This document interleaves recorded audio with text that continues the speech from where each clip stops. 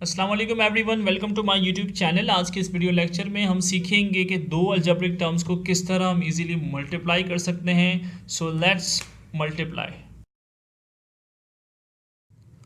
हमेशा की तरह हम अपनी वीडियो का बाकायदा आगाज़ एक कॉन्सेप्ट के साथ करेंगे। आप देख सकते हैं स्क्रीन पे हमारे पास एक एग्जांपल मौजूद है जिसके अंदर दो मोनोमियल्स आपस में मल्टीप्लाई हो रहे हैं। मोनोमियल ऐसे पॉलिनोमियल कहते हैं जिसके अंदर सिर्फ एक टर्म मौजूद हो। और आप स्क्रीन पे इस क्वेश्चन में देख सकते हैं कि आपके पास 3x² एक मोनोमियल है और -2x दूसरी मोनोमियल है जो आपस में मल्टीप्लाई हो रहे हैं। जब भी आप मोनोमियल्स को मल्टीप्लाई करते हैं तो स्टूडेंट्स हमेशा याद रखिएगा कि मोनोमियल्स के अंदर या पॉलिनोमियल्स के ऊपर हम डिस्कशन करेंगे इन द नेक्स्ट एग्जांपल। फिलहाल हम मोनोमियल्स की मल्टीप्लिकेशन पे डिस्कस करेंगे जो कि बिल्कुल बेस है आपके पॉलिनोमियल के मल्टीप्लिकेशन के लिए। तो जब भी दो टर्म्स आपस में मल्टीप्लाई हो रही हों या दो मोनोमियल्स आपस में मल्टीप्लाई हो रहे हो तो हमेशा आप पहले कोएफिशिएंट को आपस में मल्टीप्लाई करेंगे। जैसे यहाँ पर कोएफिशिएंट हमारे पास है 3 और फिर आप यहाँ पर देखें कोएफिशिएंट हमारे पास है -2। हमेशा नंबर्स को यानी कि कोएफिशिएंट्स को आप साइन के साथ पढ़ेंगे। यहाँ हमारे पास है +3 और यहाँ हमारे पास है -2।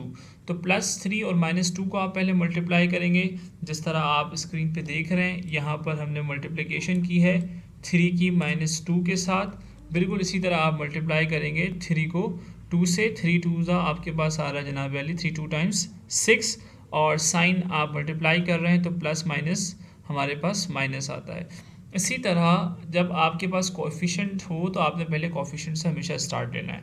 अगर कोएफिशिएंट क्वेश्चन के अंदर मौजूद नहीं है, जैसे यहाँ 3 है और यहाँ 2 है, अगर आपके पास क्वेश्चन के अंदर कोएफिशिएंट मौजूद नहीं है, जैसे सिर्फ लेट सपोज ये लिखा हुआ है x² is going to multiply with x² is going to multiply with only x, तो इस सूरत में आप क्या करेंगे। इस सूरत में आपके पास यहाँ पर जो कोएफिशिएंट है वो 1 है, ठीक है, और दूसरे मोनोमियल में यानी कि x के अंदर भी 1 है।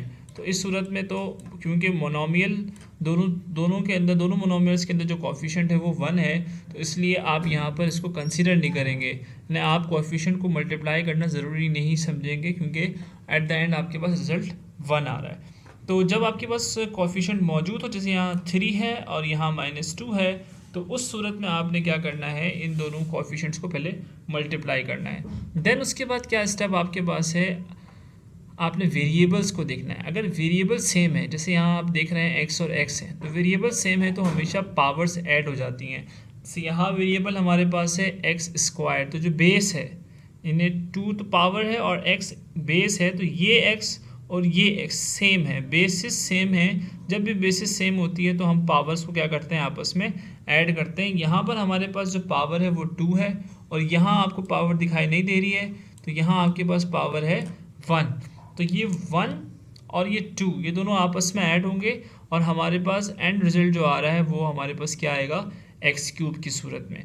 लेकिन अगर क्वेश्चन इस तरह से हो कि x² is going to multiply with let suppose is going to multiply with xy, तो इस सूरत में क्या होगा, इस सूरत में जो सेम वेरिएबल्स है, जैसे ये x और x सेम वेरिएबल है, ठीक है, तो इस सूरत में क्या होगा जनाब, इन दोनों की पावर्स तो आपस में ऐड हो जाएंगी और ये हो जाएगा हमारे पास 3।